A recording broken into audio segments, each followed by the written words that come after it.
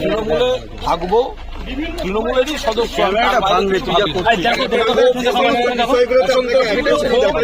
প্রথম ব্যাপার না, কিছু আলোচনার বিষয় থাকে, সেই আলোচনাগুলো হচ্ছে।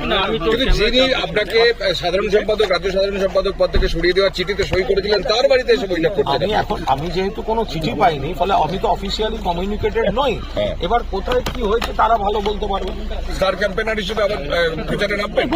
আমাকে দল যেখানে প্রচারে পাঠাবে, যদি কোনো অ্যাসাইনমেন্ট থাকে, আমি তো ইতিমধ্যে আজকেও কয়েকটা অনুরোধ পেয়েছি কয়েকটা জায়গায় যাওয়ার। আমি সময় সুযোগ সেগুলো হলে আমি দলের কর্মী বক্তা হিসেবে আমি কেন যাবো?